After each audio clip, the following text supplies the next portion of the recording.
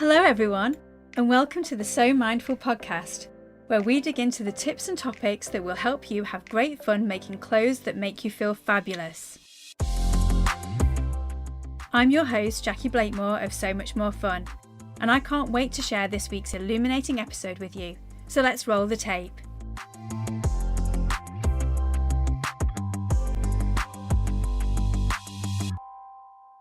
So welcome, Imogen. I've really missed talking to you. It's been way too long. So thank you for joining me again today. Thanks, Jackie, for having me. And today we thought we might talk about something that's been affecting me. I had messaged Imogen about this, and one of the things that I'm struggling with is reconnecting with my style. There's been quite a lot of changes, and maybe other people have gone through this as well. And I'm just really struggling to work out what my new style is, what my style is. So any advice on those kind of things, Imogen? Sure. Look, I think particularly when we have some sort of major life change, and often it's a birthday with a zero, even like I think COVID, and it's really changed workplaces and how we're working.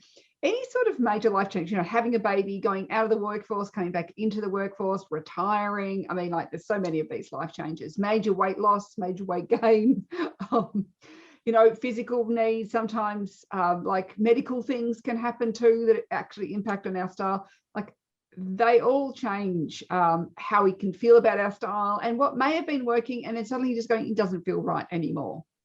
Yeah. And I always think of style as it's a journey, not a destination. We want it to be a destination when I just buy the perfect garment, when I just make the perfect garment. Like there'll be one thing and then it will all be sorted out.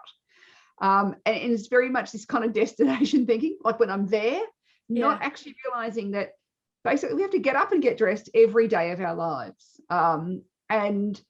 And we change, our bodies change, lifestyles change, locations change, work changes. I mean, all these things we've just been talking about, they all change.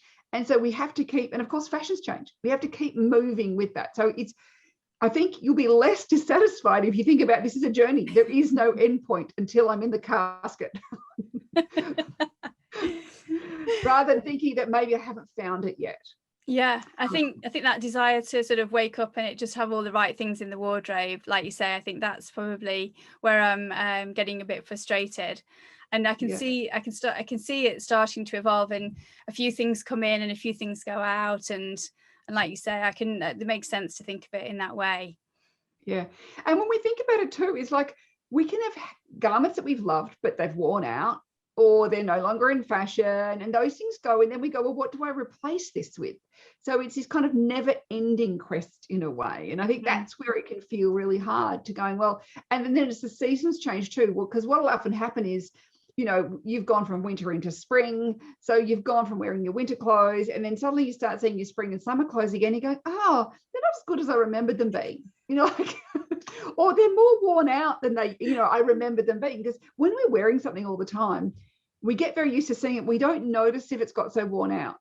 Yeah. Versus when we've put it away for a few months and we see it again with fresh eyes, we suddenly go, oh, this old thing.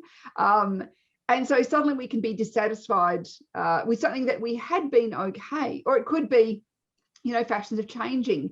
And so suddenly a new silhouette starting to appear, and we're going, actually, none of that's in my wardrobe because I'm the old silhouette. So there's all sorts of things that go by. Or you've just gone, I put my COVID kilos on and nothing fits me anymore. So like there's so many reasons for dissatisfaction. And there's also this sort of thing when we get something new, we get a little dopamine hit and, those sorts of things. And our brain goes, oh, this is exciting. It's a little fizz of excitement. And so sometimes kind of like that, the same old can feel boring and dull, even when actually what you've got in your wardrobe is great, but your brain's excitement factor has gone from it. Yeah. So that's also something to be aware of. And this is where even things like going, well, if I've loved this thing in the past, can I wear it in different ways? Maybe that's how, like one of the things I challenge myself is to, as little as possible, repeat the same outfit more than once. Right. Okay. So I'm always trying to find new ways of wearing what I own. So it's much less about bringing new things in. It's much more about going, can I wear it in a different way? Can I wear a different combination of clothes? Because that maintains some of that excitement in my wardrobe that otherwise can very easily disappear. Yeah. And is that about, I guess, wearing it, well, as you say, wearing it in different combinations, but maybe also, does that always have to be for you? Is that always a different garment, or is it a different accessories, or is it different? Is it kind of all sorts of things? It can be a combination of any of those things. So it could be different accessories. It could be with different garments. So I'm going, I'm going to wear this jacket with pants, with this set of pants, with a pair of jeans, with a skirt, with a dress, with this top, with that top, like trying to kind of just mix it up more frequently, because it's very easy to get stuck in a style rut where you just go, this goes with that and that goes with that. And we then get very, very bored. And that's when we start to feel really dissatisfied. So like there's so many different ways you can kind of approach this as a problem to figure out what works. So part of it is like going, why am I lost? Like, why am I feeling lost? What is it that's changed? Am I just bored with what I've got? There's actually nothing wrong with it, but I'm bored with it. Is it because I don't have the right things for new life, whatever is happening now? So jobs changed, locations changed, lifestyles changed, seasons changed. Is it because something about my body's changed, and so what used to work doesn't work so well anymore? Or coloring's changed, all those sorts of physical elements. So part of it's going, well, what's the big change that's gone on that suddenly what did work doesn't work anymore? Yeah. And I think once you kind of ask those questions, it might be a combination, mightn't it? There might be a few things sort of going on for you. And so if you let's say you identify maybe two or three of those things, maybe it's a weight gain, maybe it's a lifestyle change, where do you go from there? So then it's going, well, what works for me? So do I have, say, and one of the things I always look at is going, do I have some outfits that I enjoy wearing? Like, do I have something that does actually work for me? So maybe I don't have a wardrobe full of it, but maybe I've got one or two outfits that I feel work for me, or even just garments that work for me. And then I like to get my clients to look at those things and go, well, why does it work? So what do I like about it? What about the cut, the style, the fabric, the fit, the color?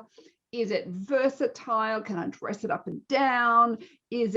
How does it make me feel? Does it make me feel stylish in some way or other? Does it make me feel glamorous? Does it make me feel feminine? Does it make me feel edgy? Does it make me feel strong? Does it make me feel professional? I mean, like, there's a billion words out there.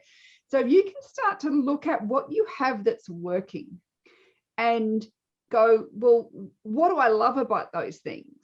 When you get a bunch of those, so like, like if you can get a few of those and write them all down, and don't censor yourself and don't think I've said this about something else. It's actually great when you start to see the patterns. So if it is like, so some people talk about, I just love, oh, it makes me look slim, or it's really versatile, or I love color. So they suddenly notice that their favorite things are all colorful rather than all the neutrals, or their favorite things are a little bit edgy, or their favorite, so there'll be something that you start to see this pattern coming through. And then they can look at the rest of their wardrobe and going, well, the rest of it's not edgy, or the rest of it's, neutral, or the rest of it's, doesn't make me feel slim. And so figure flattery is really important to me. It's not for everybody, but for that person, it really is. So it's figuring out what are those things and how do you want to feel in your clothes? Like if you're thinking about it, Jackie, well, how do you want to feel in your clothes?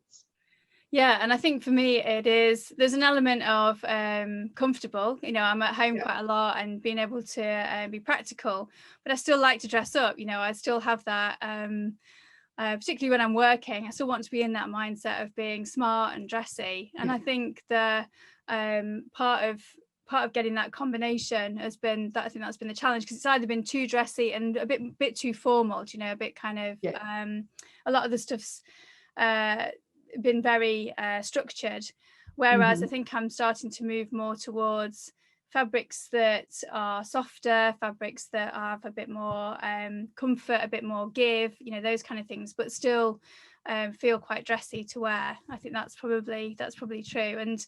And equally, I think there's a sense of, I haven't bought a lot of, because I haven't bought a lot of new clothes either.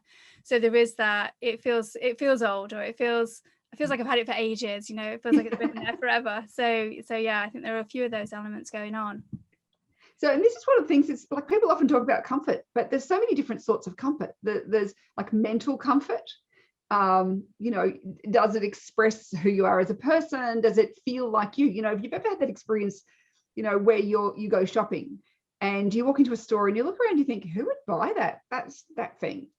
You know, like it's not me. Or, you know, you'll go in and the sales assistant will go, try this on or try that on. You'll just think that's not me. Yeah. And so part of that's this mental comfort. Like we know often what's not us, but it's much harder to find what is us.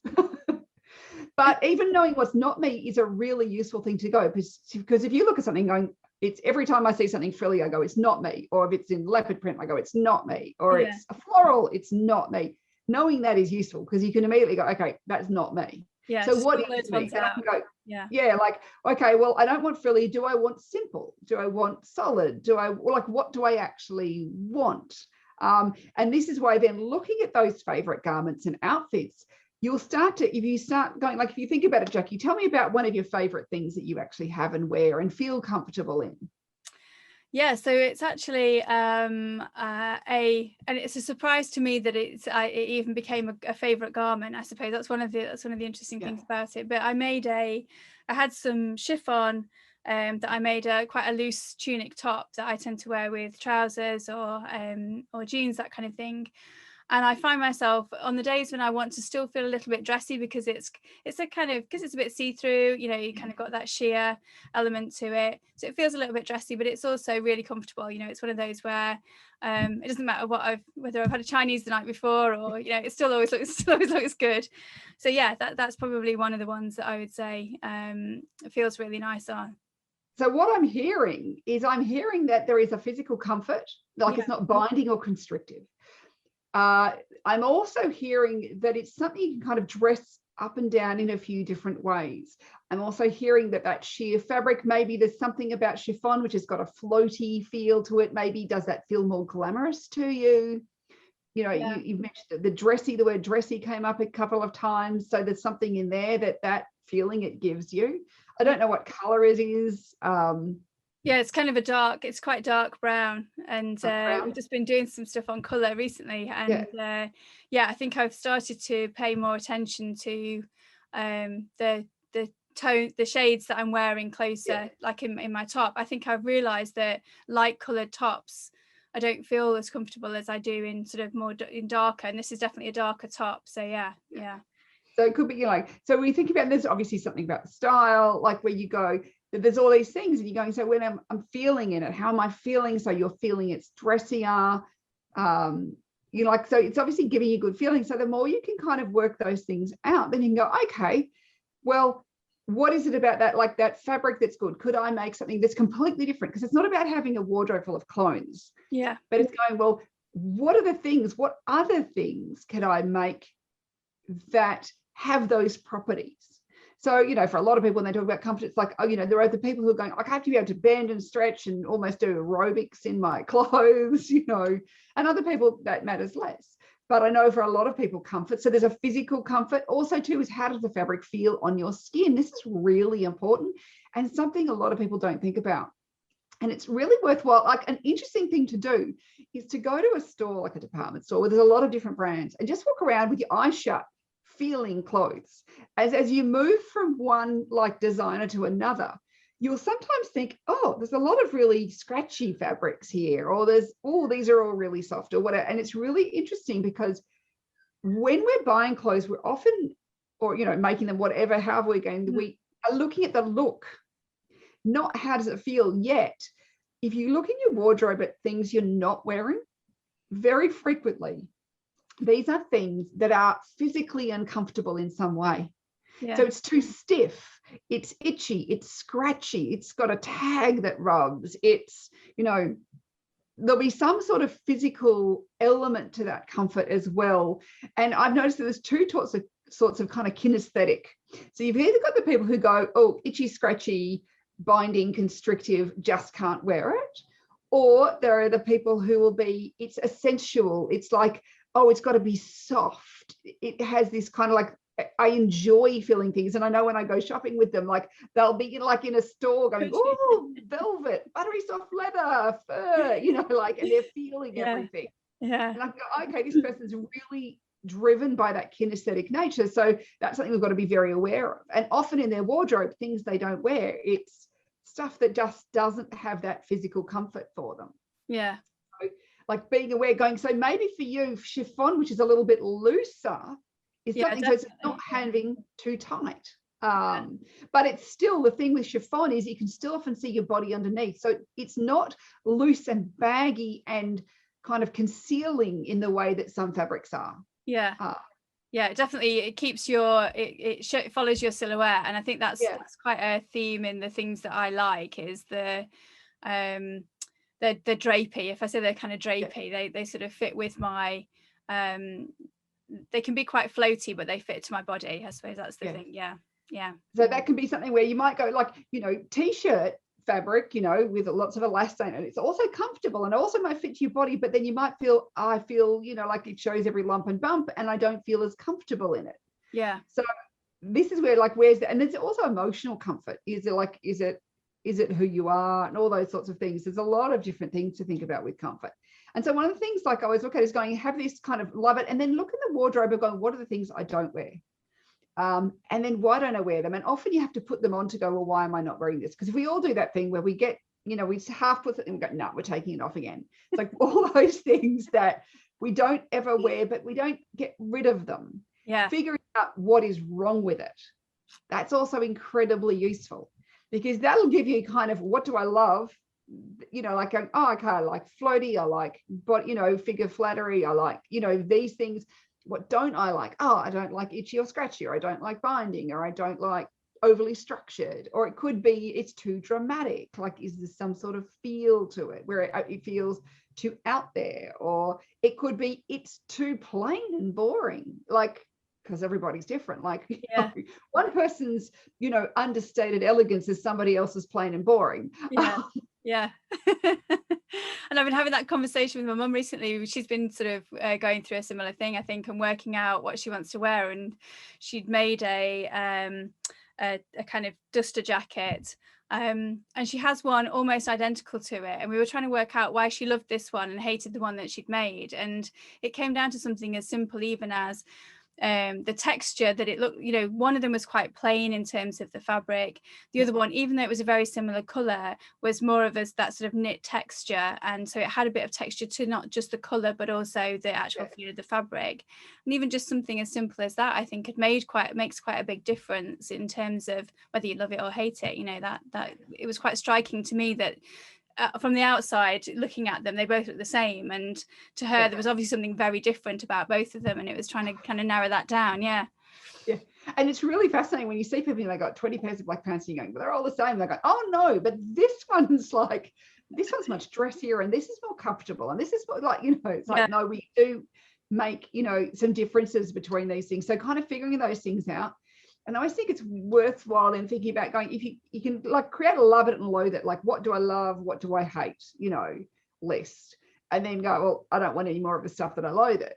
And then looking at those things and looking at your favorite outfits and garments, and this is where taking photos of them really helps. And even if you just like grab your favorite things out of the wardrobe and just hang them up and then take a photo of it and see, can I see a pattern here? Yeah. I was recently working with a client. It was really funny because she'd got out her favorite things.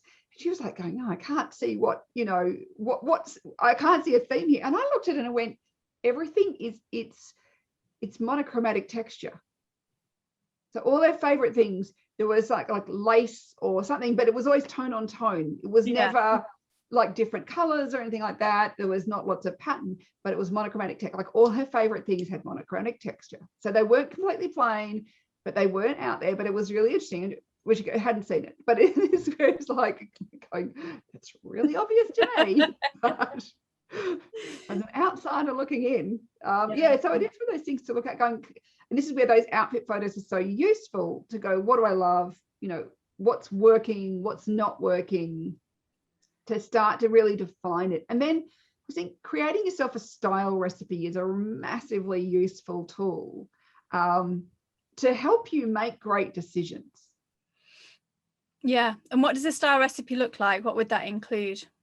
So I always think of it, it's got to be a little bit aspirational because, rather than, just the on same par as what with you're it. Yeah, I'm certainly not lower. And then we want to think about it. It needs to be a reminder of how you want to be in some ways. And this can vary dramatically from person to person. So I have seen style recipes that are, very simple. They're just a set of adjectives, that it could just be unexpected, vibrant, dynamic, functional, like that kind of a list of adjectives. Or it can be, and I've seen, people going like almost like, spring flower garden. There's no one right way, but what we want to do then is define what that means to us and how we're going to express that. So it can be that if you've just got a set of words, and this is where I often think people go, well, I've got words, I don't know what clothes say, but clothes are communicating before we've opened our mouth. So it's thinking about going, well, if I think about the word, so if somebody says, I don't know, like, tell me, Jackie, what's a word that you would say you'd like to be known by? Like, you go, I want people to know this about me as a person. Wow. I think that would probably be, stylish, I think, is probably a word that I would aspire to. Yeah. So when you think about stylish, what does stylish mean to you?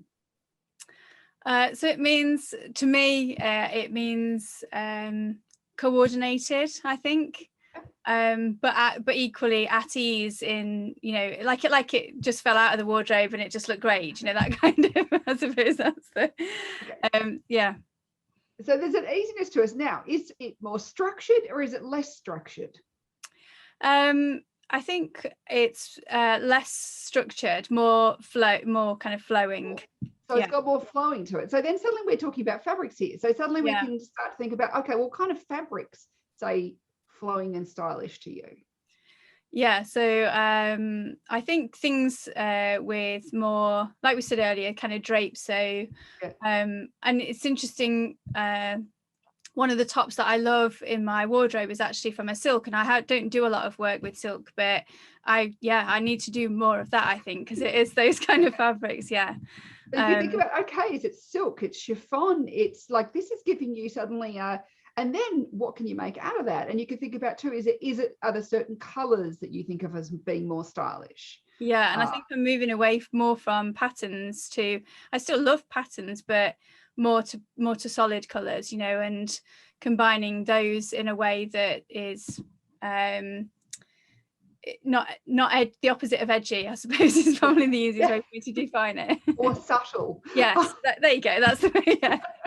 Yeah. So this is where it's like, so I mean, that's just one word, and then you can think about, well, what's another word that you describe yourself as? Would you say I'm a creative person? Would you say I'm I don't know, like, fun? Like, some people go, I really want people to see me as fun, or I really want people to see me as, I don't know, is there any other word that springs to your head? So I suppose what else would I think fun is one. Yeah, definitely. I think that is. So when I always think about fun, I go, well, what makes clothes fun? Is it color? Is it like more colorful in some way or other? Is it pattern? Is it some sort of little like quirk? Is it something that it's, like, I mean, this is where because the fun, it's your version of fun. Fun doesn't say stiff and structured and corporate and professional to me. No. It's kind of the opposite of that, isn't it? And it is detail, for me, that kind of is little details and things like that, where you go, oh, that's, like as you say, that's something that draws your eye and it's interesting, it's fun, it's those things. So it could be thinking about, well, how do I add those details? Is there some sort of specific details that I like? So we've kind of got certain sort of fabrics, we've got an ease of put together, we've got a comfort, we've got, then we've got to add that little bit of detail, so it's not completely plain. So this is where a style recipe is kind of like, it's just like when you are cooking, you get your recipe and you've got ingredients. And so what we're doing, each of the words that you use is part of your ingredients, because then you pull out, well, what does stylish mean? And what does fun mean to me? Is it color? Is it style? Is it fabric? Is it pattern? Is it detail? Is it, accessories, whatever it might be. And then we'll have another few words, and a bit like a recipe, then it's how do I put those things together? And if you miss one of them out, it won't feel like the whole you. And this is why I like to look at favorite outfits, because usually favorite outfits are an amalgamation of everything. Yeah. They're not missing something, versus the outfits we go, it's just not quite right. It's because they're missing part of what you are. Yeah. And this is why too, is it's got to be self-defined about what these words mean. Like I had a client recently and she was talking about, like, one of her words that she came up with was glamorous. And I said, well, what does glamorous mean to you? Now, to me, for my own interpretation of glamorous, it means more floaty, a little bit of drama. It's like I don't know, I think of like 1940s Hollywood Ginger and Fred kind of like, yeah. You know, that to me is like glamorous. Pushing around the dance floor, all those kind of things. Yeah. And she was a structured suit. So it needs to be your own. The word means different things to different people, doesn't it? Yeah. So you do need to get into the detail of what how you would know what that was that word. Yeah. Yeah, what it means for you, because it means different things to different people. This is why I'm going, this is not about me making this up for you. This is about you telling me like what it means for you. And so this is where, when you get those, words, it can be so useful, because whether you're out shopping or you're making something, like if you are looking, like say one of my clients had the word luxurious as part of her style recipe, and we were out shopping, we were looking at scarves, this one, that one, they were both about equally priced, they were both pattern scarves, like both would have worked. And I just went, because I looked at them and I went, okay, one's more luxurious than the other to me. Yeah. So I said, which one is more luxurious to you? And she instantly went, that one, the silk one, not the cotton one. And it's a bit like suddenly going, I don't do a lot of silk, but maybe that's the direction I need to go. So sometimes it's just, and it made that decision so fast and easy. Yeah. So when you ask that question, which is more, which, if you're making a decision, which one is more this word or that word? Yeah.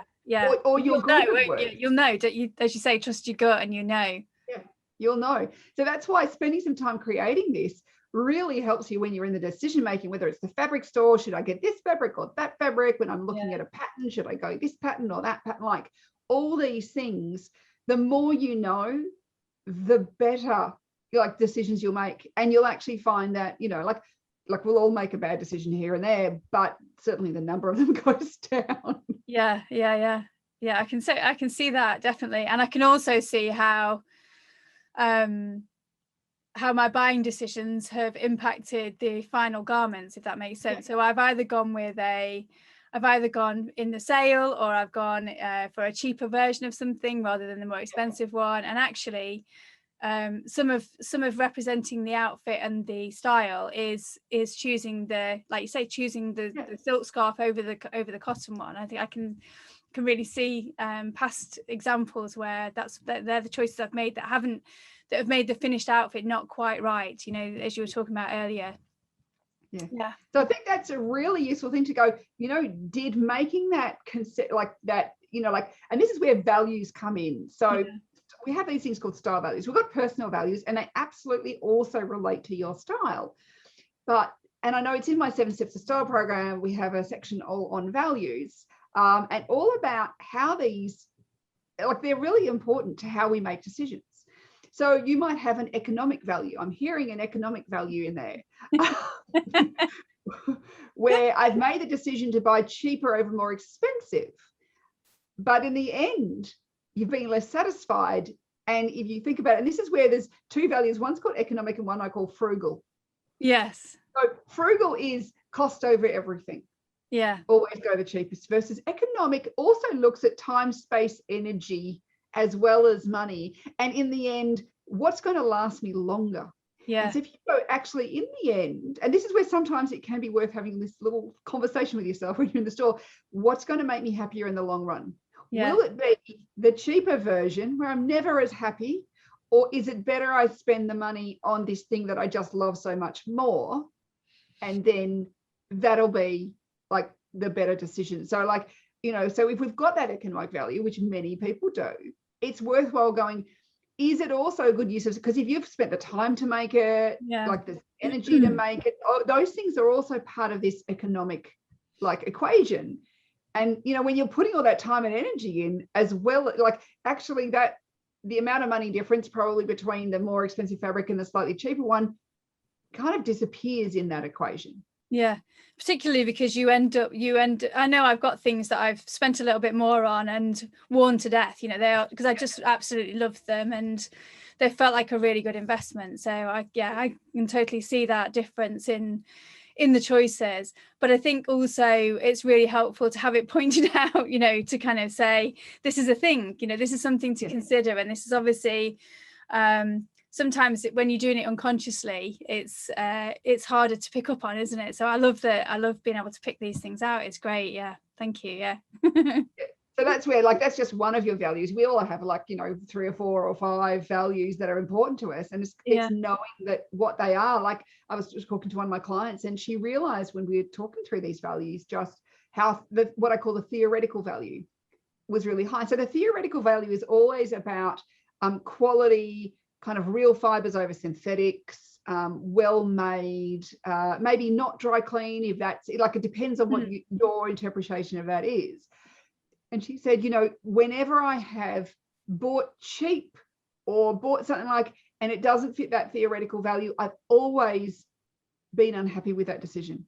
So she's realized, because she didn't think it was actually important value to her. So we started talking about it and suddenly it was like, actually, no, like, you know, and we were going through this, like, there is a social value. Do I want to be dressed like people or not like people? So the people who have a high social value really care about fitting in. They want to be dressed like, you know, the other people.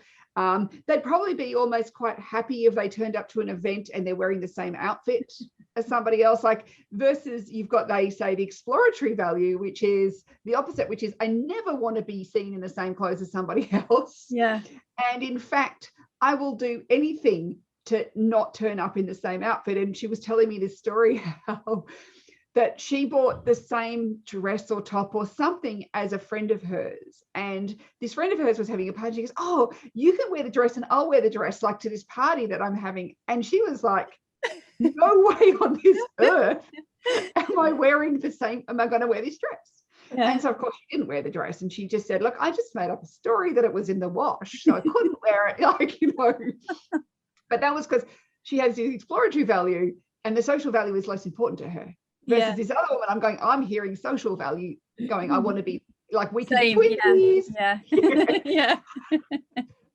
And so this is where it's like kind of understanding, like, why people want to be the same or different. You know, how much, you know, money do I want to spend? For some people, it's they don't even think about it. Like, they don't have it. Economics is not part of their equation.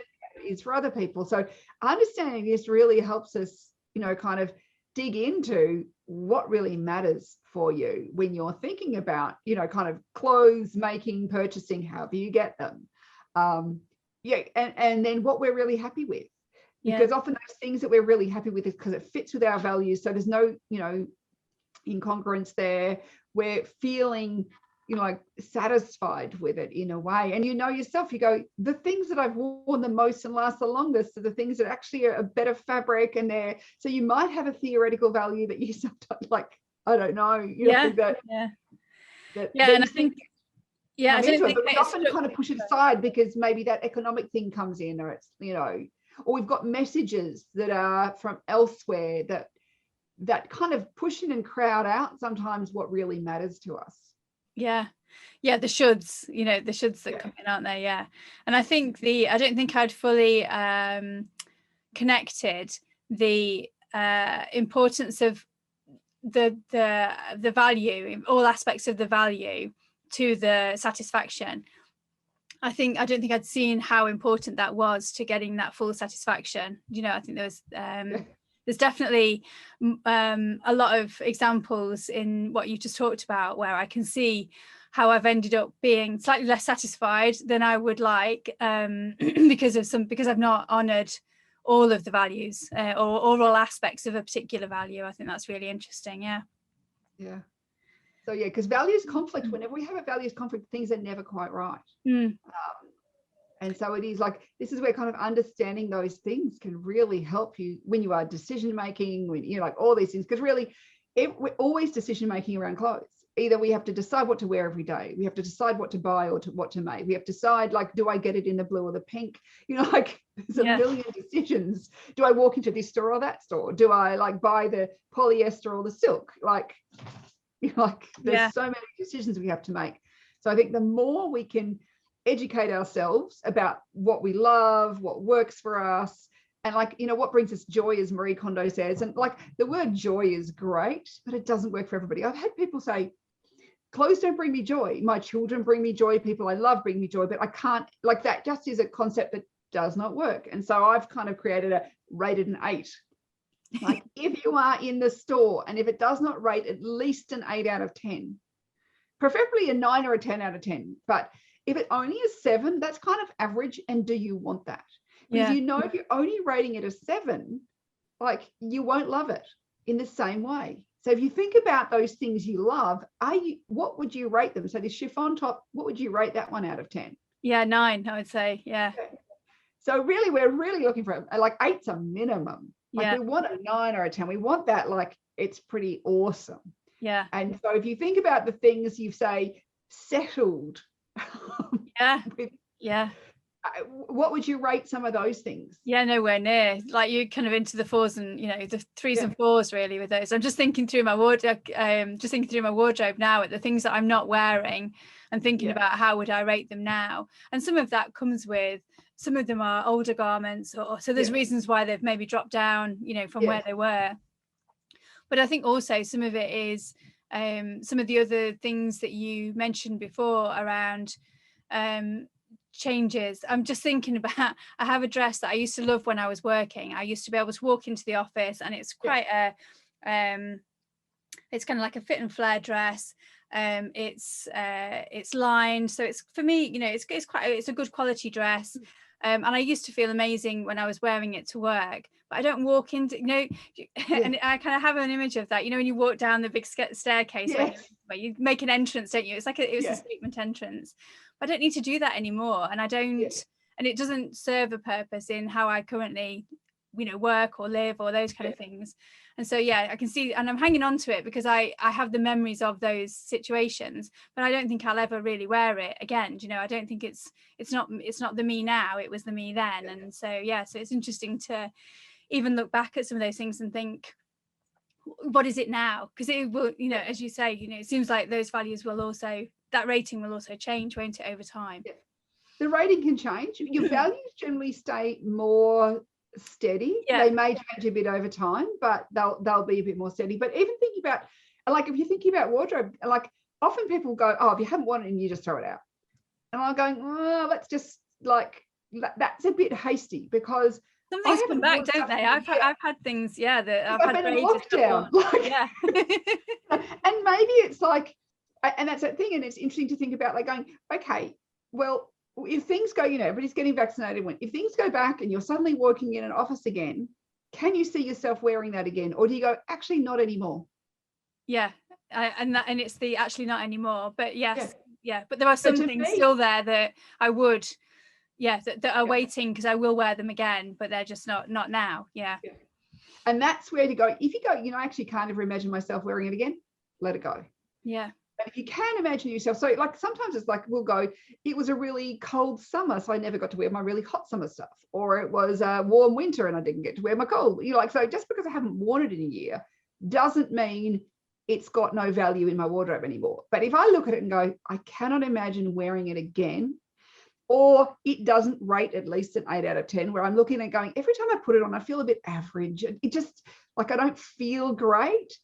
Those are the things that I go, let those go. But like, that kind of, it can help you, because sparking joy, as great as it, like, say I go, well, a 9 out of 10 should spark some joy.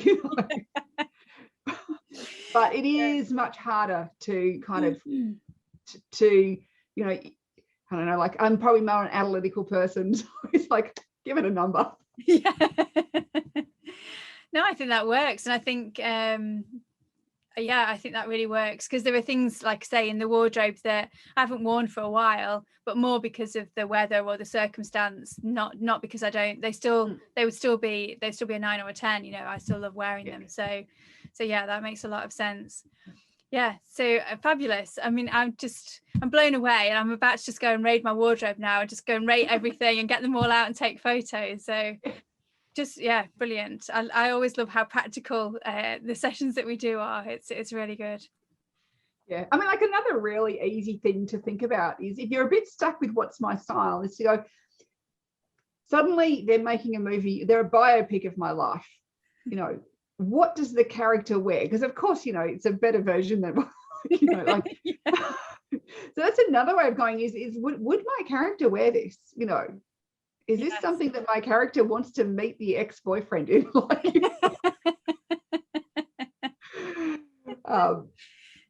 Yeah, fantastic question. And I think also that takes the attachment away a little bit, doesn't it? It gives you a bit of perspective on it, because it's not you, it's your character. And yeah, I really like that. I think that's great. So I mean, there's so many different techniques you can figure out, but and I think one of the things we just really have to let go of is I should be like other people. And that's where, you know, you can get very led down the wrong path by being on Instagram or all those sorts of things where you see people wearing certain sorts of things. You go, I should wear something like that. I should wear that. I should wear that. Or rather than going, well, what is me? Like, you know, we're always our most stylish when we're expressing who we are on the inside and the outside. And so it's knowing, like, you know, this is like, I've got friends who dress in very dramatic manners and I love looking at them, but I know it's not me. I would feel quite uncomfortable if I put their outfits on, you know, like of a day. I just go, it would feel like a costume in a negative way, where I feel like I'm dressing up in a costume that wasn't real or authentic to me. Yeah. And I think so it's often thinking about like, what is you? Like, just because other people are wearing it doesn't mean it's necessarily for you.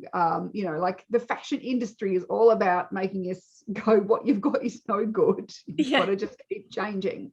But it is kind of like, but one of the other things that I do see often happens, particularly with women, is we get stuck in a bit of a time warp. And often it can be because there'll be a certain age of your life, and I often think it's somewhere between the early to mid 30s, where you kind of figured out something that worked for you. And then you just stick to it. It's like, oh, one and done. It's like, I've hit my style destination. It's all good. And then suddenly, you know, 10 years goes by or whatever, and you go, oh, wait a minute, this is not working. Or, you know, hopefully you realize it's not working so well anymore. But also, or this is where you see people like 20 years later and they're still wearing it and they just look really dated. And it's kind of aging you, and it's, you know, it's not flattering anymore. But it can be, it's this assumption that I've kind of hit on my like, found you know, it. I found my formula. found a formula, and it never changes. And it's actually accepting it's going to continue to change your whole life. And that's great. How boring would it be if we just had to wear the same thing all our lives? Yeah, definitely. And I think that that highlighted to me in that previous example, I think for me, where I'd made the association with the feeling, and so I kept the garment for the feeling, not for the actual garment. And you know, so there are some of those elements as well, aren't there? So what I would do is write down, what is the feeling this gives me? How can I get that feeling in something else? Yeah. I mean, I remember one day I was out shopping and I had a very limited budget and I only had a small amount of money. And I remember I was, you know, in some top, you know, store, and I was trying on some top, and I was thinking it's a nice top. And then I was like going, but it's just a version of something I already own. And I thought, what will make me really happy? And so I stopped and I actually sat down and I thought about, what's my wardrobe that I really, really love? Like, you know, and I thought, oh, I've got this jacket. What do I love about it? Well, it's a little bit different. It's a little bit creative. It's not quite the same. I could dress it up and down. It's versatile. It's, you know, like I came up with this kind of list of things about what I loved about this jacket. And I went, okay, that top's not fitting this criteria. It's not going to, like, it'll be fine and serviceable, but it's not going to make me happy in the same way. It was probably a 7 out of 10. So not, it's great, good, but not great. So then I went, going to keep shopping, and I stumbled across this cardigan that I loved. And it was like, everything about it was like, you know, this color, and it had butterflies flying up the sleeves. And if I had not like stopped and thought about, like, I wanted something a bit different, I wanted something a bit creative, but not in a noisy or out there way. It was just like, for me, this was like such a personality piece. I never would have found it, because I would have spent my money and gone home. On the top, yeah. Like, it would have, you know, it would have been gone. So it's so worthwhile spending a bit of time looking at your current wardrobe, working out what works for you. What do you really love? Why do you love it? What are the elements of design? What are the elements, you know, like, is it, you go, is it completely plain? Is it complete, is it unusual? Is it got some sort of detail? Has it got built-in detail? I mean, I've got plenty of clients who go, oh, I hate wearing jewelry. So I go, well, you just got to have built-in detail. Like, you have to wear jewelry. Like there's all sorts of things we can look at to figure out what works for you. But if you kind of never do that, what we tend to do is we just buy hit and miss. The lady in the store said it looked good, or somebody else, rather than is this actually me? Yeah. Trying on other people's style rather than just picking your own. Yeah. Working out your own. Yeah. I can see how that would happen. Yeah. Fabulous. Well, thank you so much. I mean, lots of really practical things for me to go away and do, and I'm sure for all the listeners as well. And I'd really love to hear if anybody's got any feedback, by all means get in touch with us, and I'll put all the details in the show notes. So it's been a while, Imogen, so if people haven't listened to the previous episodes, God help them, they definitely need to go back and do that. I can't believe they haven't done it. How do they find out more about you, and how do they get in touch with you? Sure. So I write at what I call the Encyclopedia of Colour and Style. It's called insideoutstyleblog.com. And there you will find heaps and heaps of, if you want to look about finding a style, just look up finding my style or defining my style or style recipe, do a little search, you'll find hundreds of blog posts on these topics, coming at it from all different sort of aspects. And of course, I do have a program called 7 Steps to Style, which is all about, it gives you the style education, the color style, the physicality, your personality, the values, all those things that go together to create your personal style, because it is something that, I mean, honestly, like I was reading statistics, the average wardrobe is like, over our lifetime, we spend about $200,000, which is probably, I don't know how many, like that's US dollars, I believe. I feel like, but I don't know what that is in, euro pounds. But you could it's a lot of money. And yet people think, oh, I don't want to spend any money on an education. And yet we're not taught this at school. Like most of us, there's a few people who've got the natural bent where they can just figure out what works for them. But I think if you're like me, I wasn't born with it. I had to learn the why. And that's what I really share on the blog and in my programs in great detail, because in the end, that saves you a fortune. Yeah. And if you look at your wardrobe and how many things you're not wearing, you've already invested time and energy into those things as well as the money that it cost you. So I think it's like the more just conscious we can make with making our decisions, the better they'll be. Yeah. And the happier you'll be in your style as well. Yeah, and I can highly recommend all the stuff that I've definitely gone through. And I think the key word there is the why. And I think if you're into the psychology of things or anything to do with that, I'm always fascinated by every piece I pick up that I read or anything that I'm studying with you. I think it's all I always leave thinking, oh wow, that's just a whole new perspective on that thing. And so if that's your bent and if that's what you really like, I highly recommend it. So definitely take a look at that. Fabulous. Anything else you want to leave people with for today, Imogen? I just think, so just start to think about like, what is me and what do I love? And I think if you can start to get something down about those things, and just don't buy anything that you wouldn't rate an 8 or more. Yeah. That's the simplest thing to do. Nothing else, those 2 top tips. Yeah. If you just go away and if you go like, would I rate an 8 or more? If it doesn't get that high, just leave it be. Yeah. Put it back. Fabulous. Well, thank you so much. I really appreciated the time, and like I say, I'm just off now to make loads of notes about those things and start working through my wardrobe. So I've loved it. Thank you very much, Imogen, and I hope to speak to you again soon. Yeah, thanks, Jackie. Well, that's it for this episode. Thank you so much for listening. And finally, if you have a question, feedback, or a topic you'd like me to investigate, then you can also email me at hello@somuchmorefun.co.uk. So until next time, stay gorgeous and have so much more fun.